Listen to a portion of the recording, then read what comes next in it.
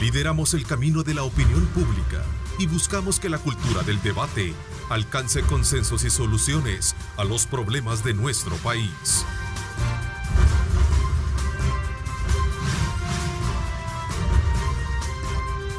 Diálogo con Ernesto López.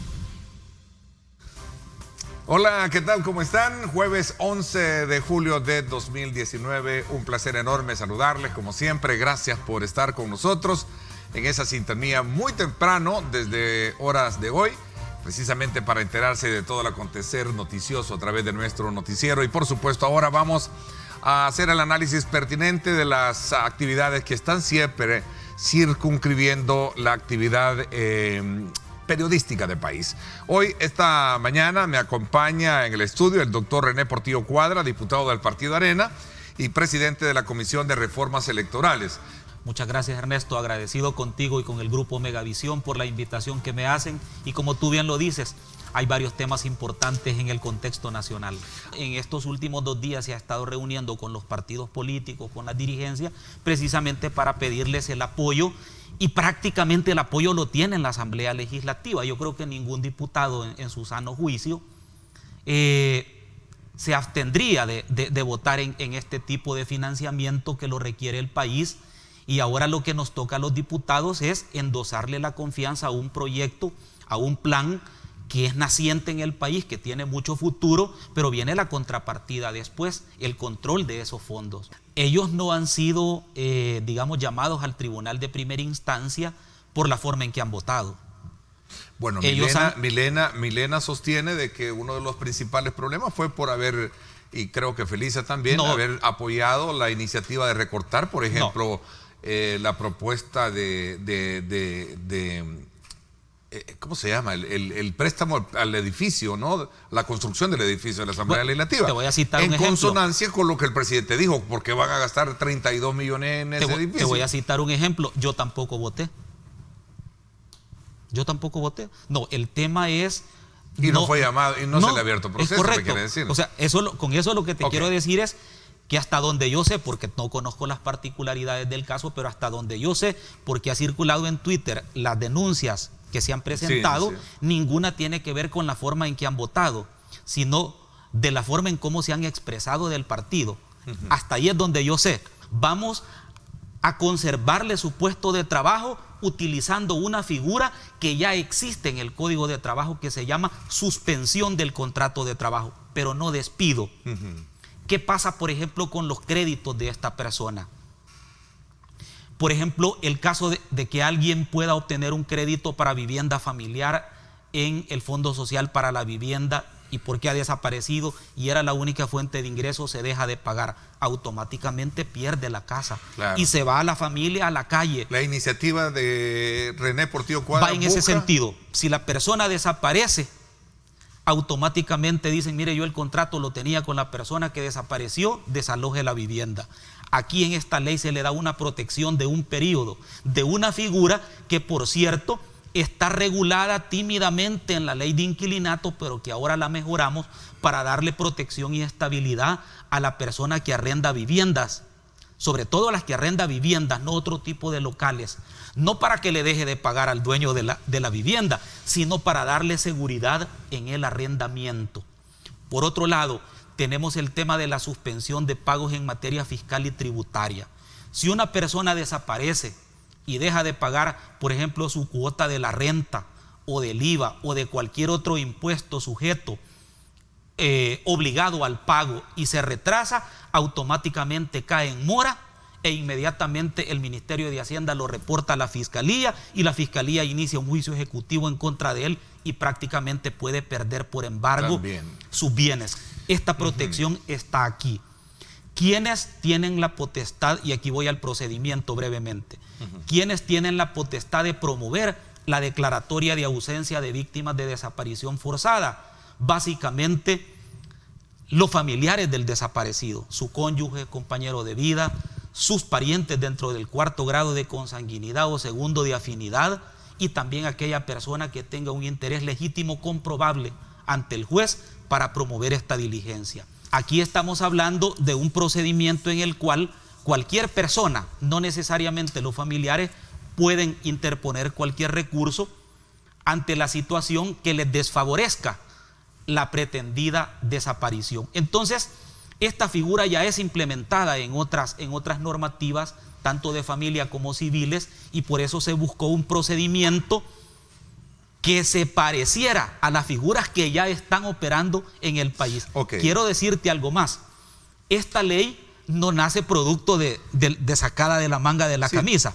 Quiero decirte que en México se aprobó esta misma ley. No tiene que ver con las personas que se van para Estados Unidos, que abandonan a su familia, que quieren dejar de pagar y quieren un beneficio para no pagar durante 8 meses. No se trata de eso. La ley realmente establece una cantidad de filtros para tratar de que no se burle la buena fe. La ley se llama Ley Especial para declarar la ausencia de personas desaparecidas. Víctimas de desaparición forzada, correcto. Ok, y desde luego tiene... Te quiero aclarar un punto que a mi juicio es lo medular dentro de la ley, lo medular de esta ley. Usted no puede ir a reclamar un seguro con esta ley. Sí, porque a eso iba. Para nada, para nada. Es decir, ¿por qué? Porque entonces sí se prestaría fraude. Y sobre todo porque el tema de seguros tiene su propia normativa jurídica. El tema de seguros tiene su propio régimen jurídico en el cual se otorga o no se otorga y a quienes se otorga. Nosotros tenemos prácticamente 2 semanas y media para poder seleccionar, elegir a las ternas nombradas de los partidos políticos mayoritarios, entiéndase Gana, Arena, FMLN, y también para acreditar la idoneidad de las 2 propuestas que emanan de la Corte Suprema de Justicia. Pregunto, ¿van a cumplir los términos del... Claro que sí. Tené por seguro que ese periodo se tiene que cumplir. ¿Por qué me lo asegura René Portillo Cuadra? Mira, ¿sabes por qué? Porque cuando la costumbre... No, pero en este en el tema... pasado ha sido... En este tema no se puede dilatar más. No solo porque obedece a una transición bastante drástica, ¿verdad? Prácticamente estás hablando de renovar todo el organismo colegiado, tal vez con una excepción, pero hay una cantidad de procesos que se están llevando en este momento en el Tribunal Supremo Electoral que de no tener tribunal, eso inmediatamente se estancaría y provocaría perjuicios a partidos y a personas. El 2021 estamos ya por un nuevo ejercicio trascendental histórico para este país. A eso me refiero. ¿No? Aparte de eso, te quiero comentar algo en primicia. El viernes, o sea, pasado mañana, tenemos una reunión, el Pleno del Tribunal Supremo Electoral saliente, con el Pleno de la Comisión de Reformas Electorales. ¿Con qué propósito? De que nos den a conocer los informes, las observaciones, las prioridades de reforma electoral que el Tribunal Supremo Electoral ha detectado para poder hacer un mejor proceso en el 2021. Para decirte que en América no hay ningún país que lo tenga, pues. Y del mundo solamente hay 6 países. Bueno, las vallas publicitarias deben entrar en el silencio electoral. La próxima semana vamos a aprobar el tema de propaganda electoral. Ya no se va a permitir los canopies afuera de los centros de votación. Las vallas publicitarias fijas y electrónicas no se van a permitir ya en los 3 días y en el propio día de las elecciones. Entran al silencio electoral. Entran al silencio René, electoral. Gracias por haberme acompañado. Muchas gracias, Ernesto. Te reitero mi agradecimiento al Grupo Megavisión por esta invitación y desde luego, pues, ahora va a ser una plenaria muy importante para el país. Bueno, gracias nuevamente por estar con nosotros en esta segunda parte del programa. He invitado a la diputada Dina Argueta, del partido FMLN, y también quien resultó en esta elección electa al Consejo Nacional del partido, ¿verdad? Gracias, bienvenida. ¿Cómo está? Gracias, Ernesto. Un saludo, buenos días a todos los amigos y amigas que siempre están pendientes de este programa. Gracias. También el diputado Manuel Flores, y miembro que también resultó electo al Consejo Nacional del FMLN. Gracias por acompañarme, diputado. Gracias por la invitación, Ernesto, y gracias también a Dina por estar acá en este programa importante a nivel nacional. ¿A qué se refiere con digamos, o qué impacto puede tener en el llamado urgente que él hace cuando ustedes hablan de están dispuestos a dialogar y no a dar los votos? ¿Podría entender que no a dar los votos este día? No. Porque por ahora solo conocemos lo que el presidente dijo anoche. No conocemos cómo va detallada la propuesta. A eso me refiero. ¿No se pueden dar los votos hoy? Hay que conocerla sin duda alguna. Ahora ingresa y habrá que ver si la reunión, la Comisión de Hacienda se convoca durante el pleno o esto pasa en la discusión.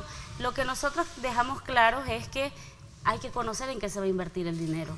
Esto no significa en ningún momento que el FMLN está en contra de la propuesta que el presidente está haciendo, solamente que creemos que es importante por transparencia, que la población conozca, por supuesto que también los diputados, que somos los que al final vamos a aprobar esta iniciativa, también conozcamos que estamos aprobando. ¿Hay que abrir el padrón? Sí. E ir tras la búsqueda de aquellos que fueron expulsados o sacados por X intereses. Una de las propuestas de Óscar es precisamente en su campaña, y yo la respaldé, fue abrir el padrón.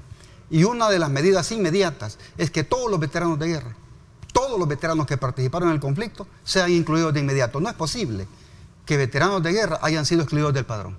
No es posible que familia mía, veteranos de guerra, hayan sido excluidos del padrón. Este tema es explosivo. No, no es explosivo, es realidad. Es una realidad.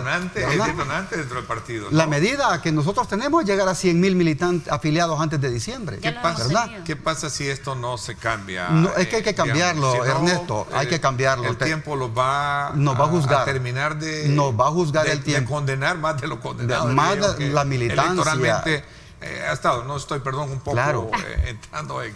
Pero eso es lo que recojo del Ernesto, análisis, ¿no? Y tu opinión es la opinión de toda la gente, la mayoría de la población, de la militancia. Es decir, había desencanto, había una cantidad de cosas que la gente no se explicaba, siendo un partido histórico, un partido de lucha. El partido no tiene culpa de las malas decisiones de algunos malos dirigentes y de algunos malos funcionarios, no tiene culpa el partido. El partido hay que cuidarlo y respaldarlo, porque muchos abandonaron el barco por algunas acciones personales, ¿verdad? Y en ese sentido no es correcto que alguien ya no vaya a la iglesia porque se está portando mal el padre o el pastor. La fe tiene que ser siempre constante.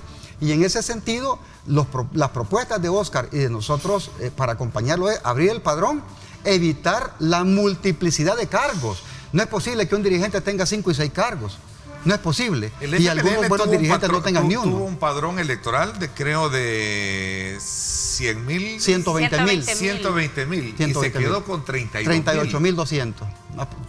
38,800. Entonces la meta es importante ir tras. Es que Ernesto, no solamente es tener un padrón grande, porque no se trata también de llenarte de padrones y de padrones. Hay que tener mecanismos también de afiliación, es decir, que pasen por un mecanismo de capacitación mínima. Pero entendería yo que eso es robustez, digamos, de identidad, lealtad. ¿Y qué se traduce en territorio? Todos los programas que se están ejecutando son la continuidad, lo que se le ha cambiado es nombre. Es decir, estamos claros que la política de seguridad... El bloqueo de señales. Eso existía antes, ¿verdad? Pero no se estaba cumpliendo. No, ni tampoco ahora. Tú estás viendo las redes, mucha gente está denunciando que no hay bloqueos en los centros penales. Y tú véalo en las redes, porque ahora en las redes está toda la información. Bueno, sería buen punto para que la autoridad fuera a verificar la denuncia, en términos de denuncia que está diciendo. Cuando hay una denuncia ciudadana, entonces lo menos que deben hacer es verificar si está cumpliendo o no.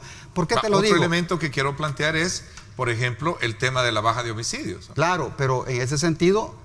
vuelve el reclamo de las autoridades competentes de decir, ¿y dónde está la información verídica?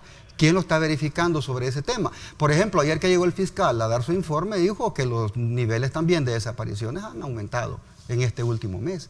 Entonces, ¿qué significa? Que el tema de seguridad debe de ser más transparente, debe de ser cifras correctas, a la población no se le puede mentir. Porque nosotros vivimos el día a día. Es más, el mismo presidente dijo, los diputados tienen seguridad, él también, ¿verdad? Él tiene una gran seguridad, los ministros igual. Entonces, no podemos andar hablando solamente de los diputados, porque también los alcaldes y concejales tienen seguridad, y eso es normal en cualquier país del mundo. Lo que no se vale es quererse aprovechar de un cargo para echarle la culpa al otro. La responsabilidad de la seguridad es de todos y todas, es de los 3 órganos del Estado, es de los órganos subsidiarios, es de la misma población organizada. ¿Por qué lo digo, Ernesto? Porque El Salvador somos todos y todas. Aquí vivimos, aquí convivimos, aquí hemos nacido, aquí vamos a morir. ¿Hay que abrir el padrón? Sí. E ir tras la búsqueda de aquellos que fueron expulsados o sacados por X intereses. Una de las propuestas de Óscar es precisamente en su campaña, y yo la respaldé, fue abrir el padrón. Y una de las medidas inmediatas es que todos los veteranos de guerra, todos los veteranos que participaron en el conflicto, sean incluidos de inmediato. No es posible que veteranos de guerra hayan sido excluidos del padrón. No es posible que familia mía, veteranos de guerra, hayan sido excluidos del padrón. Este tema es explosivo. No, no es explosivo, es realidad. Es una realidad. Es detonante dentro del partido, ¿no? La medida que nosotros tenemos es llegar a 100,000 militantes afiliados antes de diciembre. ¿Qué pasa si esto no se cambia? No, es que hay que cambiarlo, digamos, Ernesto, hay que cambiarlo. El tiempo nos va a juzgar. A terminar de... Nos va a juzgar el tiempo. De condenar más de lo condenado. Más de la militancia. Electoralmente ha estado, no estoy, perdón, un poco claro. entrando en... Pero eso es lo que recojo del Ernesto, análisis, ¿no? Y tu opinión es la opinión de toda la gente, la mayoría de la población, de la militancia. Es decir, había desencanto, había una cantidad de cosas que la gente no se explicaba, siendo un partido histórico, un partido de lucha. El partido no tiene culpa de las malas decisiones de algunos malos dirigentes y de algunos malos funcionarios, no tiene culpa el partido. El partido hay que cuidarlo y respaldarlo, porque muchos abandonaron el barco por algunas acciones personales, ¿verdad? Y en ese sentido no es correcto que alguien ya no vaya a la iglesia porque se está portando mal el padre o el pastor. La fe tiene que ser siempre constante. Y en ese sentido, las propuestas de Oscar y de nosotros para acompañarlo es abrir el padrón, evitar la multiplicidad de cargos. No es posible que un dirigente tenga 5 y 6 cargos. No es posible. Y algunos buenos dirigentes no tengan ni uno. Tuvo un padrón electoral de 100,000. 120,000. 120,000. Y se quedó con 38,200. 38,800. Entonces la meta es importante ir atrás. Es que Ernesto, no solamente es tener un padrón grande, porque no se trata también de llenarte de padrones y de padrones. Hay que tener mecanismos también de afiliación. Gracias, pásenla bien y como siempre recuerden lo más importante, amar a Dios sobre todas las cosas.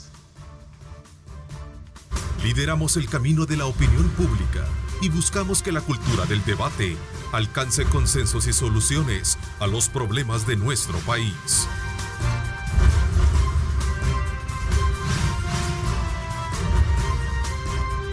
Diálogo con Ernesto López.